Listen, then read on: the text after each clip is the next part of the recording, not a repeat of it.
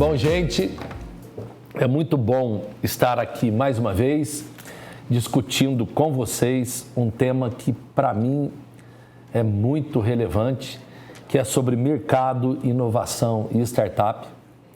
Esse programa é do Grupo Unis, do qual tem aquele grande objetivo de empoderar a gente e transformar realidades através de uma informação, de debate sadio e de um bate-papo com pessoas que conheçam profundamente do assunto. Estou aqui hoje com o Felipe Barbosa, um publicitário que já coordenou equipes de marketing. Hoje empreende à frente da Merieri, uma empresa que reúne o movimento capitalismo consciente. 20 meses, né? Bem novinha. É novinha a empresa. Ele já construiu projetos para o Grupo Unis, a Frute, a Máquina de Entretenimentos, o Cesuleb e muitas outras empresas do sul de Minas. Estamos também com o Gustavo Gorgulho, formado em Ciência da Computação, mestre pela UFMG. Ele é um empresário cheio de sucesso na sua carreira, estando à frente da rede GF de supermercado, fundador da Mais Fácil, administradora de cartão de crédito, e ainda atua como membro do Conselho Agrovem, capítulo sul de Minas. É presidente da Associação Comercial e Empresarial de Três Corações. Há quanto tempo você é presidente lá? 2 anos. 2 anos. Na diretoria é um pouco mais de tempo, mas presidente é 2 anos. Que legal. E atualmente é CEO do Cesuleb, o Hub de Inovação do sul de Minas. Estamos aqui também com o Juliano Cornélio, que é administrador de empresas, pós-graduado MBA em Gestão Empresarial com foco em plano de negócios. Atuou como gerente do Sebrae durante 24 anos. 24 anos. É uma vida. Uma vida. Uma vida atuando num órgão extremamente importante. Fazer uma carreira técnica é muito bacana. Muito legal. Atuou como consultor do Conselho de Desenvolvimento de Três Pontas e atualmente é o secretário de Desenvolvimento Econômico da cidade de Varginha. Bem-vindos. A ideia é a gente começar a trocar uma ideia sobre isso que todo mundo está falando hoje, inovação. Ter uma ideia é inovar? Eu acho que inovação tem que ter 3 tópicos, né? Tipo, para ser metódico aí. Inovação tem que ter comportamento humano, tecnologia e negócios. Então, para usar o exemplo do Tinder, as pessoas depois de 2008, depois da crise imobiliária nos Estados Unidos, elas têm menos dinheiro do que elas tinham antes, logo, elas precisam de mais opções para conhecer outras pessoas. Então, o Tinder considera uma mudança comportamental das pessoas. Segundo, tecnologia. O Tinder não foi o aplicativo nem site de relacionamento. O primeiro não foi o primeiro, mas foi o mais utilizável pela geração atual. Ele parece um joguinho. E por último, negócios. O Tinder ele tem um modelo que é o freemium. Você tem um pouquinho de graça e o resto você tem que pagar. É parecido com o Spotify, Netflix e tal. Então, tipo assim, toda ideia que a gente vai trazer na Merim, por exemplo, ela tem que ter comportamento humano, tecnologia e negócios. Então, eu não concordo muito com essa posição de que toda ideia é inovadora. Eu acho que ter com certeza. Uma ideia nem sempre uma ideia ela é uma inovação, né? E aí, pegando um gancho que você está dizendo e a pergunta aí do professor, que se a gente voltar aí um tempo, a inovação ela gerava excitação e medo, né? Se falava de inovação, as pessoas ficavam um pouco excitadas para entender aquilo, mas ao mesmo tempo medrosas, né? E com a era digital que veio muito forte aí nesses últimos 15 anos, quebrou isso. Hoje a gente convive no meio, né, no mundo online e offline, simultaneamente. Agora, né? uma questão, você que hoje tem uma empresa que tem muito Só dar nova... um palpite na inovação antes, simplificar um pouquinho, sim. Porque a inovação é o não repetir. Então, Exato. Se você não repete, você está inovando de alguma forma. No mundo dos negócios, eu acho que o para melhor é sempre fundamental, né? Não repetir para melhor, senão você não vai estar inovando. Então, mas é nisso que eu quero te perguntar, a vocês, e você que já teve muitas experiências até nisso, né? Inovar, e como você está colocando, não repetir, mas vem da intuição o inovar? Ou seja, ele vem de um processo... Essa pergunta é boa. Intuitivo? Muitas vezes vem desse feeling das pessoas, né? Um empresário, um empreendedor, principalmente, ele tem essa intuição, ele tem essa visão para negócio, então às vezes um insight numa conversa, alguma coisa que ele vê, traz essa inovação. Mas eu acredito que venha muito também, Gustavo, colaborando aí, da necessidade do mercado, né? Aquela capacidade que o empreendedor tem de ver ver além daquilo que ele está acostumado, ou seja, ele prevê uma situação e cria algo naquele sentido para atender uma necessidade que muitas das vezes é do mercado. A tecnologia hoje, né, permite acelerar muitos processos. Exatamente. Né? A tecnologia hoje, a capacidade de processamento dos computadores hoje permite inovar de uma maneira muito mais rápida, muito mais acelerada e aí que surge da inovação esse movimento das startups. Eu acho que a intuição é 51% do processo, assim. Eu acho que a gente, mesmo contando títulos acadêmicos e outras coisas, grande parte do que a gente faz no nosso dia a dia vem da escola da vida, assim, vem da experiência. E eu acho que essa experiência acumulada é o que forma esse feeling que o Gustavo citou. Então, eu acho que a intuição é, sim, um processo muito importante dentro disso que a gente está chamando de inovação. Porque, na verdade, muitas vezes, quando você vai falar de inovador, aquela pessoa inovadora parece que é um deus, né? Sim. É um ser super especial que, de repente... Sim. Concordo? Acho que nós estamos vivendo um mundo high-tech e o high-touch, né? High-touch, que é a humanização. Exato. Não tem como a gente... Fala-se muito em transformação digital, mas a transformação é humana. É humana. O digital, a tecnologia é o meio que está proporcionando essa transformação tão acelerada do mundo. Mas a transformação em si é das pessoas, que hoje quem nasce já nasce com o celular na mão. Exatamente. Menina de 3 anos... minha experiência própria, pega um celular, já desbloqueia, porque decorou o número lá, já entra no YouTube Kids e já faz uma pesquisa por voz. Então, isso para eles já é natural. A tecnologia já está enraizada hoje. Mas olha para você ver, a gente está vivendo um momento de tanta transformação e acredito que a pandemia ela acelerou muito esse processo nesses últimos meses. Mas se a gente perceber, né, eu que tive o privilégio de trabalhar numa instituição como o Sebrae por muitos anos e ali muito antenado aos pequenos negócios, você vê ainda um distanciamento muito grande para esta alma digital, vamos dizer assim. Na verdade, eu acho que não tem um fundamento, né? Eu acho que vem de alguns. Então, o pensamento racional de querer resolver problemas é um dos pontos para a inovação. Se eu não quero resolver problema, eu nunca vou inovar, eu nunca vou buscar uma dor, eu nunca vou buscar algo para ser resolvido. A intuição, eu entender o que está acontecendo, o feeling, eu analisar, ter repertório, o Felipe falou muito aí, a criatividade é um passo fundamental na inovação e vem muito de repertório. Quanto mais eu estudo, quanto mais eu viajo, quanto mais eu leio, quanto mais pessoas interessantes eu converso, mais repertório eu tenho para, a partir de um problema, eu ter formas diferentes de resolvê-lo. E aí vem a inovação. Falando ainda do lance do repertório, a gente cita muito isso também, porque a gente acredita que o repertório ele tem duas coisas aí. Primeiro, quantidade. Então, é necessário consumir muita coisa para que você possa ter opções. Sim. E o segundo é profundidade. Então, o primeiro é diversidade de conteúdo. Então, tipo, podcast, livro. Hoje a gente tem acesso a muita coisa que a gente não tinha um tempo atrás. A gente produz informação num ritmo que a humanidade nunca viu. Mas tem também a questão de você saber que, mesmo que você vá ter um conhecimento mais aprofundado em alguma área, é necessário que você tenha um conhecimento superficial sobre várias outras.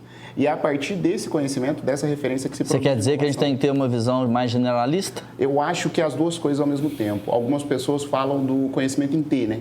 Você tem que ter um conhecimento aprofundado em uma área, então, sei lá, vendas, e você vai ter um conhecimento superficial sobre várias outras. Marketing, inovação, criatividade, várias outras coisas.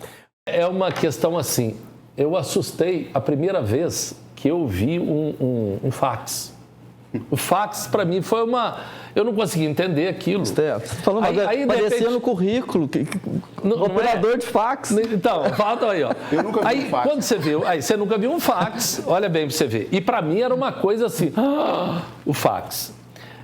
Eu sou do tempo, gente, eu estava vendo até, não sei se foi qual programa essa semana, sobre carta. Eu sou do tempo de escrever carta e ficar esperando tempo de... Hoje você pega isso, só que nós assimilamos muito rapidamente as inovações. A gente não para pensar o tamanho delas. É a humanização. E aí forte. Vem aquela outra questão. Toda inovação pressupõe, no meu modo de ver, e aí para a gente discutir aqui, pressupõe uma mudança e tem consequências isso também, né? E aí o homem, profissão, inovação, o que vai acontecer com essas profissões que nós temos hoje, que nós chamamos de tradicionais, nesse mundo inteiro? Professor, elas estão sendo revistas, elas têm que quebrar seus paradigmas, elas têm que mudar rapidamente. Se não começou, está atrasado, né? Nós estamos falando hoje em telemedicina, nós estamos falando em uma série de atividades, por exemplo, a área de advocacia, né, com os processos. O direito é um bom exemplo, né? Tudo que é repetitivo vai ser automatizado, isso é fato. Direito vai mudar muita coisa. De discordância aqui, e aí eu queria trazer uma discussão que ela pode parecer polêmica, mas enfim, já que a gente está aqui. Eu acho que quando a gente fala de substituição de profissão, a gente precisa discutir um pouquinho o macro. Assim, a gente está aqui representado o poder público, a iniciativa privada e a sociedade civil está acompanhando a gente. Eu acho que uma sociedade bem fundamentada, ela é composta de 3 coisas: um governo responsável, uma iniciativa privada participativa e responsável e uma sociedade civil bem educada. Quando a gente fala de substituição de emprego, a gente tem que parar para pensar que a gente está num mundo que oferece oportunidades diferentes para realidades que são diferentes também. Então, quando a gente fala de substituição de emprego, eu acho que é também indiscutível que vai acontecer, mas a gente precisa discutir o quanto a gente está pronto para isso acontecer. Porque se quebra uma ponta, e a gente defende isso dentro do capitalismo consciente, quebra todas as outras. Então, a gente primeiro precisa consertar o que está errado, para depois falar de substituição de emprego, principalmente num país como o Brasil, que eu acredito que está menos preparado ainda para isso. Então, mas aí você falou o seguinte, né? A gente tem que estar preparado. Será que essas inovações tão rápidas como estão acontecendo vai nos esperar preparar? Ou ela vai vir, como já está vindo, e não pede licença? O exemplo, por exemplo, o que a gente pode citar é a própria pandemia.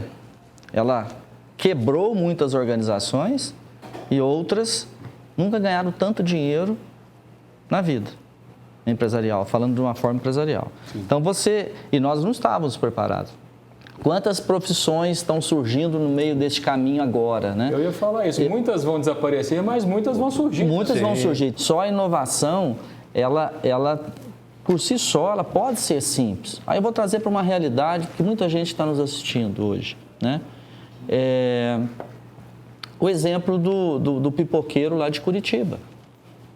Ele fez uma inovação muito simples na forma de vender a sua pipoca. É um dos maiores vendedores de pipoca da região, consome lá, um dos maiores consumidores de bacon, né, da marca daquela cidade. Por quê? Cada dia ele colocou uma forma de trabalhar, um uniforme com o dia da semana, na segunda, na terça, na quarta, na quinta, na sexta. Ele criou um kit que vem um pedaço de fio dental, um palito de dente, uma bala e entrega junto com a pipoca, entendeu? Então, assim, são inovações, eu estou falando aqui de uma inovação tão simples e você pode ter as inovações disruptivas, que é o que a gente está vivenciando hoje.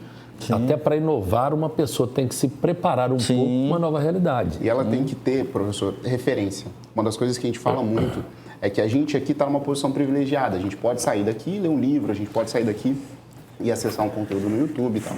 Para algumas pessoas, e no Brasil elas são a imensa maioria, essas pessoas elas não têm o instinto, a intuição, porque elas não foram formadas socialmente para isso, elas não têm referência para isso, elas não vão ter essa intuição de ir atrás desse tipo de coisa.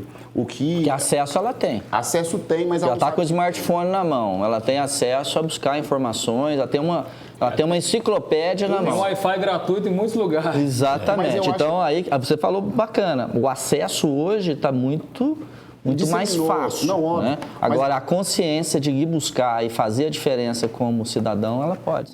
Eu acho que a gente sempre vai pontuar com base naquilo que a gente está conseguindo enxergar. Então, como a gente vê, por exemplo, a nossa sociedade, que é o nosso mundo, o nosso entorno, tendo acesso, tendo smartphone, aí a gente acha que tem. Mas será que o Brasil profundo, que a gente não faz a menor ideia que existe, tem? E aí, para deixar uma dúvida, porque pode ser que tenha. E você que tem uma empresa nova, e eu queria fazer também uma pergunta, é muito para você, Gustavo, que já vem de uma empresa sólida, né? Uma empresa grande, familiar, tradicional, grande. Essas startups influenciam de verdade de verdade no andamento destas empresas maiores, estruturadas, ou elas são muitas vezes parceiras? Hoje, ela influencia de que forma? Algumas influenciam de maneira disruptiva mesmo, né? Que é o caso das fintechs. O setor bancário no Brasil sempre foi monopolizado, cartelizado, sempre foi dominante e muito fechado. Então as fintechs vêm aí de uma maneira totalmente disruptiva mesmo, trazendo todo mundo para algo muito mais simples, mais barato. Então aí vem realmente a startup com um processo de disrupção completa.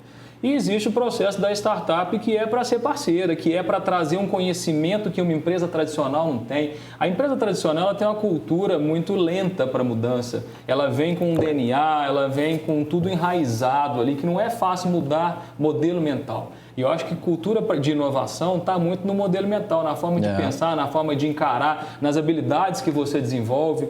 Então, a empresa tradicional ela tem dificuldade nisso. Então, hoje tem muitos processos de aquisição de startups por empresas tradicionais para isso, para trazer essas pessoas com esse mindset, com esse pensamento para dentro, para acelerar e transformar esse processo. Mas quem está dentro, eu acredito que ele sofra mais dificuldade de implementar uma cultura de inovação do que quando chegam de fora. Estou certo ou estou errado nessa visão? A empresa familiar que ainda está com o fundador à frente, que ainda tem essa visão um pouco mais realmente de... o dono ainda dá as rédeas do negócio, aí pode ser mais difícil, porque muitas vezes o fundador, que é mais antigo, ele não acredita naquilo, né? Como é que você vai contra essa cultura, né? Posso complementar? Eu acho que uma outra coisa que funciona quando a gente fala de cultura de inovação é, tipo assim, não dá para criar nada diferente numa sala onde todo mundo é igual. Então, assim, isso é verdade. A gente vive numa realidade onde senta para discutir algumas coisas e todo mundo que está naquela mesa discutindo aquela coisa vem do mesmo ciclo social, da mesma classe social e tem um perfil muito parecido. Uma das coisas que a gente defende é que para ter inovação precisa ter divergência de pensamento. Diversidade, né? Exato. Precisa ter diversidade não só de pensamento, mas de origem. Sim. Porque a gente vê o mundo de acordo com o nosso ponto de vista. Então, quanto mais pontos de vista a gente tiver numa mesa... Se abre mais. Exatamente. Essa questão de inovação, né, a gente fica horas discutindo porque é muito apaixonante. Por que a grande maioria das startups, então, tem esse espírito inovador que vem com uma dor de quebra, ou seja, fecha rapidamente num curto espaço de tempo? O que é? Professor, porque ela pode errar. Ela vem já com essa barreira desconstruída do que o tradicional. Ela pode errar. Ela vem exatamente nesse movimento de uma inovação disruptiva e tanto que os investidores, aí eu acho que com propriedade... De risco, sim, o risco é muito maior. E é falado para eles, cara, não fiquem com medo aqui. Aqui é permitido errar. Não existem tantos problemas quanto as startups. Tem muitas buscando resolver o mesmo problema. Sim. E aí cada uma do seu modo. Às vezes o modo de um é melhor que de outro. A forma como ela usa tecnologia é mais eficiente do que de outro. Então, mais ágil, né? Muitas quebram por causa da execução. Para mim, o principal motivo de não dar certo uma startup é a execução. Ou a capacidade de quem está à frente de executar, ou de montar um time diverso e capaz de executar, ou de pensar um problema que realmente não é algo que foi aquele negócio que seria escalável, que já tem alguém fazendo, eu chego depois. Então tem muitos fatores. Existem vários fatores, inclusive você está citando essa que me fugiu na hora aqui da resposta, mas é exatamente essa da execução. A gente percebe muito, tem a ideia, mas não sabe como fazer. Ela enxerga muito bem aquele problema, mas na hora da execução ela não consegue executar. E principalmente quando é alta tecnologia, porque depende de profissionais qualificados para desenvolver aquela solução. Uma das coisas que eu vi que diferencia a gente de outras empresas é a capacidade que a gente tem de ancorar o nosso serviço, de fazer com que as pessoas entendam que a gente tem valor para entregar. E isso está completamente relacionado com a capacidade que a gente tem de vender. E aí, só para deixar uma referência, tem um livro que chama Blitzscaling. Ele foi escrito pelo Reid Hoffman, que é fundador do LinkedIn. O Reid Hoffman depois vendeu o LinkedIn para o Microsoft e tal. E nesse livro ele traça ali estratégias que empresas usaram para escalar rápido, porque uma das métricas importantes para a startup é exatamente a escala. A escalabilidade. E esse livro fala exatamente sobre isso. O segundo principal ponto, além da inovação no modelo de negócio, além da execução, está totalmente relacionado com distribuição, com a capacidade que você tem que ter de colocar o teu serviço e o teu produto para as pessoas consumirem. Para o sucesso dela também conta com a sorte? Sorte, para mim, é algo que acontece por acaso. Serendipidade é a sorte quando você está buscando algo. Acho que a sorte é estar no momento certo, na hora certa. Aquele negócio, você está buscando, você está buscando, você está buscando, você está jogando essa energia para o universo que de alguma forma ele te devolve. Sim. Então, você foi sorte, bateu naquele momento de encontrar aquela pessoa, mas se ele não busca, não vai cair no colo dele. Muitos vão dizer que foi sorte quando aquela startup tem sucesso. Mas é muito ali do que ele disse, né? É estar no lugar certo, é estar buscando, é estar capacitando, é estar investindo, é estar no momento certo, na hora certa, né? É responder com agilidade, porque nesse mundo startup, se você dormiu, ele pode acordar. Conexões corretas, relacionamento, conexão no mundo startup hoje é fundamental. Então, não se arrisca a dizer o seguinte, qualquer pessoa pode montar uma startup. Ou seja, poder montar vai dar certo. Se eu não tenho conexões, se eu não tenho algumas questões, eu tenho uma ideia, como é que monta uma startup então? Antes de você lançar a sua ideia para o mercado, você precisa testá-la. Você precisa entender se tem demanda, você precisa entender se está fazendo sentido o que você está fazendo. E o que a gente foi fazer antes de lançar a nossa empresa foi exatamente ir para o mercado e entender, velho, essa metodologia ela faz sentido, ela tem fit, que é uma outra métrica importante para a startup, que é o Product Market Fit. Né, que é você entender se o teu produto ou o teu serviço tem demanda para ser comprado. E eu acho que o caminho, professor, é o teste. É o primeiro passo ali, tem que ser o MVP. Você fazer uma versão reduzida do seu negócio e entender se tem demanda. É uma coragem e uma vontade de romper com o tradicional ao mesmo tempo, entendeu? Se eu vou romper com o tradicional, eu não posso também ficar muito preso às leis que existem, porque senão eu não vou fazer um trem tão diferente assim. Nesse mundo digital, no meu pensamento, né, não é mais o tamanho que importa, e sim a ousadia que ela está tendo. Então, mas toda startup tem que ter base tecnológica? Tem por causa da escala. Senão ela não consegue. Só não consegue escalar, principalmente no mundo digital. Ela precisa ter escala de internet, ela precisa ter escala que ela consiga estar no smartphone. Mas vocês acham que startup pode ser também um modelo mental? Além de ser um tipo de empresa? Ele parte de um modelo mental de gestão novo. Ele parte do modelo mental, mas ele tem que ter escala. A base tecnológica e a capacidade de escala é fundamental, senão você não acha investidor, você não acha alguém que queira pôr dinheiro para ficar recebendo R$1.000 de dividendo todo mês. Entendi. Ele tem que escalar rápido e abrir, inclusive, né, para novos investidores, novas rodadas de investimento. E esses casos dessas startups que dão muito prejuízo durante muito tempo, mas continuam crescendo, aí é a aposta mesmo do mercado, dessas pessoas que estão analisando, avaliando, que a tecnologia vem barateando de uma maneira exponencial também. Exato. Então, hoje, o Uber dá prejuízo porque o custo dela com tecnologia é muito grande. Ela paga o motorista e recebe dinheiro ali. Nesse ponto, ela fica positiva. Ela ganha dinheiro em cima do motorista. Onde que ela gasta muita tecnologia. Então, se essa tecnologia cair para os próximos anos, ela inverte a curva e aí ela já está no mundo inteiro atendendo milhões e milhões de pessoas. Aí, quando ela passar a dar lucro, é uma porrada. E esses são os indicadores que eu acredito que essas grandes startups e as que surgem ficam atentas. Né? Porque ela faz o seguinte, não é uma startup, ela foi criada em 3 meses, 6 meses, 1 ano, já está estourando. Aí é sorte se acontecer. Sim. Mas ela tem um processo de prototipagem, né? De testar o produto, de buscar investimentos, de fazer rodar, de executar, de montar o seu time. E isso pode levar 2 anos, 3 anos, 4 anos para ela poder ter essa escala. Né? Essa startup, quando ela cresce, ela cria um mercado, provavelmente vai nascer uma outra com uma ideia diferente, ameaçando aquele próprio mercado. Torna-se capaz de fazer algo diferente, inovar. Isso, aí você pega a base daquilo e você vai levando para outra coisa. Esse é o próprio desenvolvimento da ciência. Esse aprendizado constante, e essa é uma das principais mudanças que vai existir na educação daqui para frente.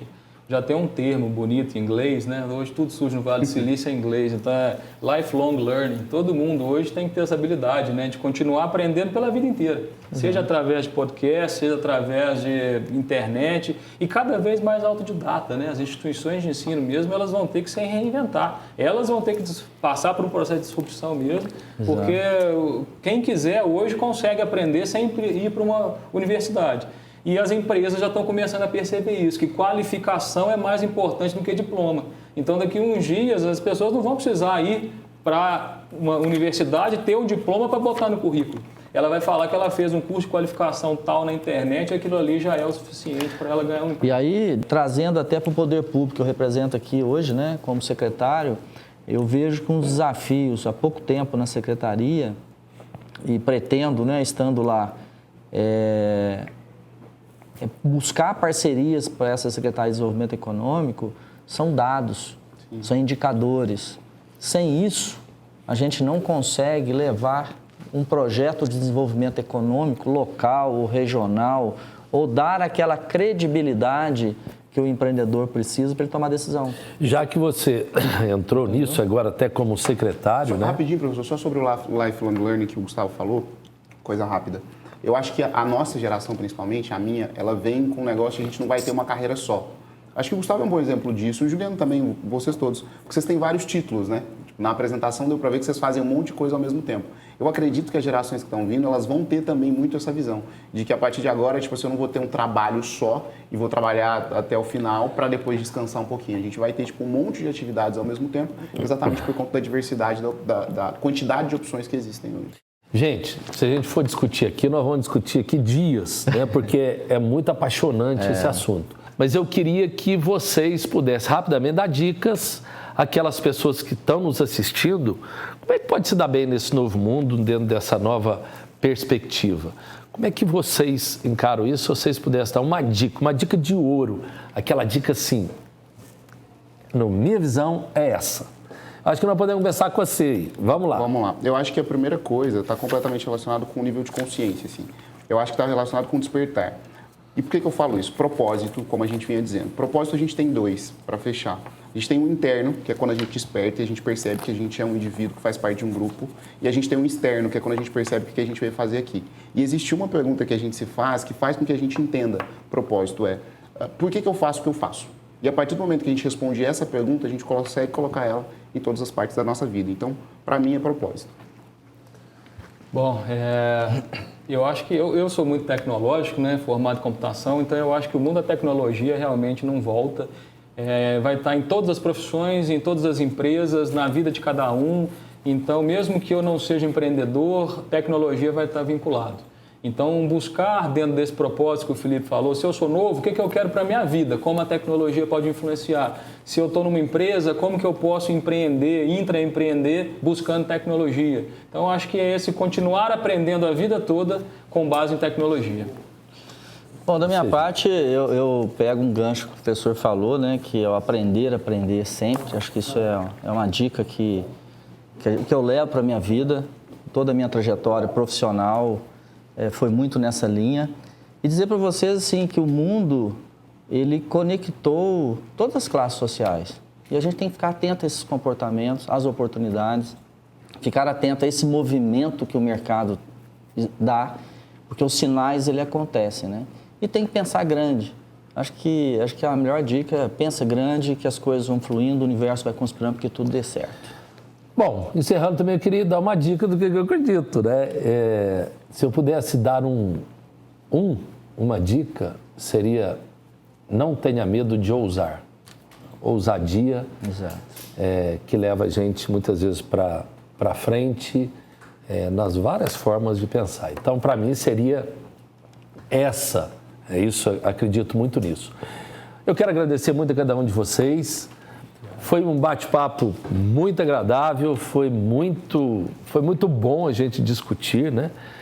Eu tenho certeza para você que está assistindo que hoje nós demos mais um passo naquele propósito, né, que você estava colocando, Felipe, que do Unis, que é empoderar gente, né, para a gente poder transformar realidades.